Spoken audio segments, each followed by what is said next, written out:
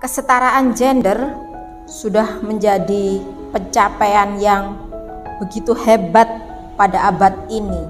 Mata kita, telinga kita sudah sangat terbiasa menyaksikan betapa banyaknya perempuan-perempuan hebat bersanding dengan laki-laki di berbagai bidang, di berbagai macam karir.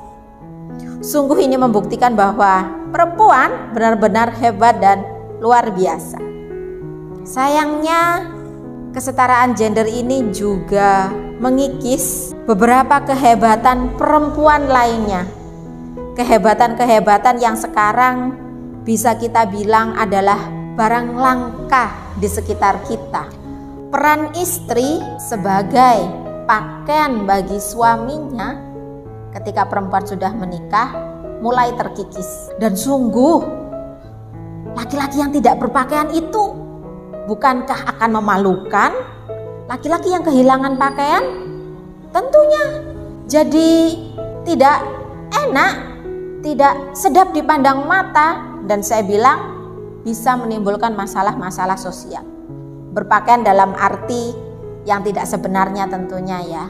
Fungsi pakaian, peran istri maksudnya, untuk suami tentunya banyak ya. Bagaimana pakaian itu bisa melindungi tubuh, bagaimana bisa memperindah tubuh, bagaimana bisa memberikan kehangatan.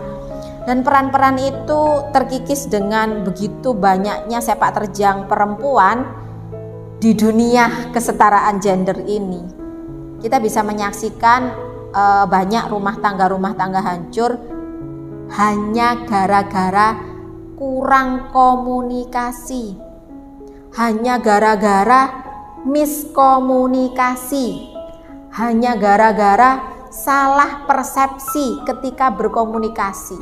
Komunikasi bukan soal hanya ya. Komunikasi itu adalah salah satu peran wanita sebagai pakaian bagi suaminya. Bagaimana kita berharap suami atau para lelaki ini tidak akan terjerumus kepada dosa dan kemaksiatan ketika mereka tidak mendapatkan kebutuhan pakaian yang cukup untuk dirinya. Peran perempuan sebagai ibu juga terkikis. Bagaimana tidak? Di zaman dulu semua ibu menyiapkan makanan untuk anak-anaknya. Sekarang anak-anak kita makanannya disiapkan oleh aplikasi. Di zaman dulu semua orang tua bergantian mengantarkan anak-anaknya pergi ke sekolah atau pergi ke rumah teman menjemput anaknya. Sekarang antar jemput anak bisa diwakili oleh aplikasi. Sekarang anak-anak curhatnya di media sosial, tidak berbincang masalahnya kepada orang tua. Begitu banyak peran perempuan sebagai ibu diambil oleh digitalisasi informasi ini.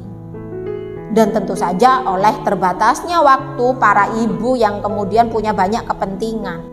Peran perempuan sebagai madrasah utama bagi keluarga ikut terkikis dengan adanya kesetaraan gender ini.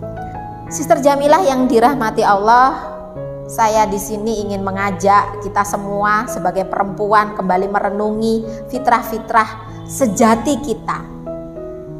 Ketika kita belum menikah, kita menjadi anak, mari kita membaktikan diri sebagai anak yang baik. Ketika kita sudah punya pasangan hidup, sudah menikah, mari kita berperan sebagai istri yang benar-benar berfungsi sebagai pakaian bagi suami, menyenangkan suami, agar selamatlah karakter pemimpin kita, pemimpin rumah tangga kita.